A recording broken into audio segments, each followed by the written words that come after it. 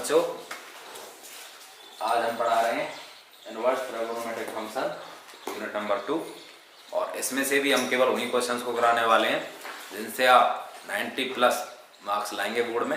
और चाहे आपने अब तक कुछ नहीं पढ़ा हो और उसी टाइप के जिस टाइप का हम बताएं उस टाइप का पढ़ के जाइएगा बस, और वही समझ लीजिए वही बोर्ड में आने वाला है।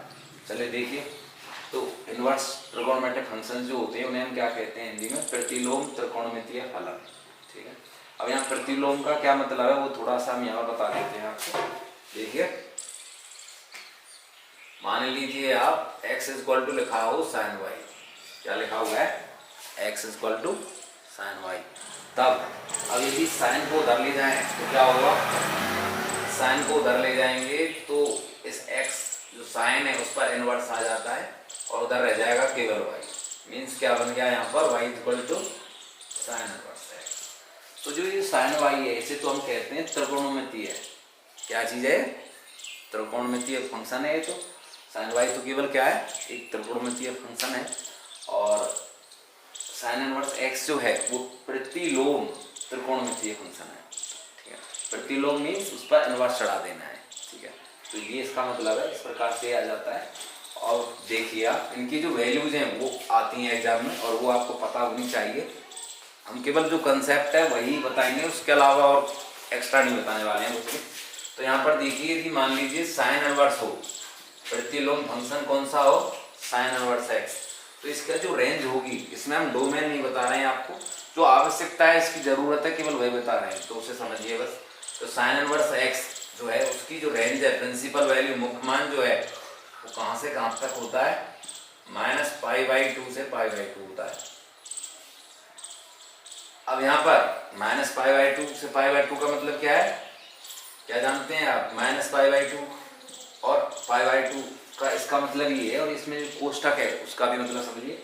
जो बड़ा कोष्टक होता है उसका मतलब होता है ये वैल्यू भी है और ये भी है, मतलब -90 और +90 भी है, -90 भी है, और उनके बीच की जो भी वैल्यूज होंगी वो भी सभी रहेंगी। कब? जब साइन इनवर्स x होगा। तो जब भी साइन इनवर्स x की बात करेंगे तो जो x है उस x की वैल्यू -π/2 से +π/2 के बीच में आएंगी। -π/2 भी होगा, π/2 भी होगा, तो इस प्रकार से वैल्यू चलेंगी। तो हमें याद रखना है कि साइन इनवर्स x में x की वैल्यू कहाँ से कहाँ तक होती है। इसी प्रकार से हम आपको जोड़ा बना के दे रहे हैं, उस हिसाब से याद रखिएगा। अब मान लीजिए tan इनवर्स x है, तब उसकी वैल्यू क्या होती है? -π/2 से π/2 होती है। नहीं, छोटा कोष्टक होता है यहाँ पर। अब साइन tan और इसके साथ और इसका किसके साथ जोड़ा बनता है? कोसेक के साथ जोड़ा बनता है। क्यों बनता है जोड़ा? क्योंकि साइन का संबंध tan से है, कोसेक से है। साइन इक्वल टू होता है 1/, कोसेक, तो ये तीनों एक साथ होते हैं, एक ही तरीके से इनका वो होता है। तो हमें आसानी से याद रखने के लिए हमारे लिए फायदामंद है। तो कोसेक इनवर्स x का क्या रहेगा? यहाँ बड़ा कोष्टक रहेगा -π/2 से π/2, और इसमें केवल एक जीरो जो है ये वैल्यू इंक्लूड नहीं होगी, जीरो नहीं है इसमें। बाकी -π/2 से π/2 सभी वैल्यूज होंगी जो साइन इनवर्स x के अंदर है। मीन्स -π/2 भी है, π/2 भी है, केवल जीरो नहीं है, और बीच की वैल्यूज भी हैं। अब बात करें, ये तीनों एक साथ होते हैं, एक ही तरह चलते हैं। बाकी अब जो आपका बचा क्या? cos inverse x। cos inverse x में 0 से पाई होता है, और यहाँ पर जो कोष्टक होता है वो बड़ा होता है। बड़ा कोष्टक होता है, 0 से पाई होता है। मीन 0 भी है, पाई भी है, बीच की वैल्यू। पाई का मतलब कितना होता है? 180 होता है, 180 होता है, तो हमें याद रखना है। अब देखिए सेकंड कॉट होगा, मीन्स जो जिनके आगे CC आ रहे हैं, कॉस, कॉट और कोसेक, वो एक साथ चलते हैं।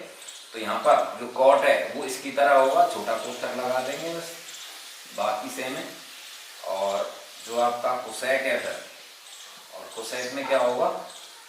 0 से पाई है, तो यहाँ बड़ा कोष्टक लगाएंगे जैसे यहाँ पर लगाया था, 0 से पाई, और इसमें से क्या घटाना है? इसमें से π/2 घटाना है। मीन्स π/2 को छोड़ करके 0 भी है, पाई भी है, और बीच की वैल्यूज है। अब आपको इसमें एक चीज और ध्यान रखनी है, ये फर्स्ट जोड़ा है, ठीक, और ये आपका इन तीनों का एक साथ जोड़ा है।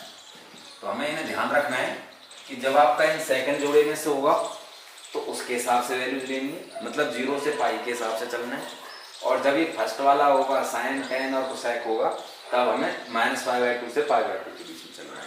अब यहाँ पर आप एक चीज़ और अच्छे से समझ पा रहे होंगे कि इनमें जो ये फर्स्ट जोड़ा है इसके अंदर माइनस दिया हुआ है, मीन यहाँ भी माइनस की वैल्यू है, यहाँ भी माइनस की वैल्यू है, यहाँ भी माइनस की वैल्यू है। इसका मतलब क्या है कि जब हम इन तीनों में से कोई भी आता है तब उसके अंदर माइनस आ सकता है, उसका जो मान आएगा जो सवाल करेंगे उसमें जरूरत पड़ेगी इसकी, तो इसलिए बता रहे हैं जब भी माइनस बाहर आता है मीन्स वैल्यू आई -π/6, कितनी वैल्यू आई -π/6, तो इसका मतलब है कि वो साइन और टेन और कोसेक में हो सकता है, क्योंकि इसमें माइनस की वैल्यू है।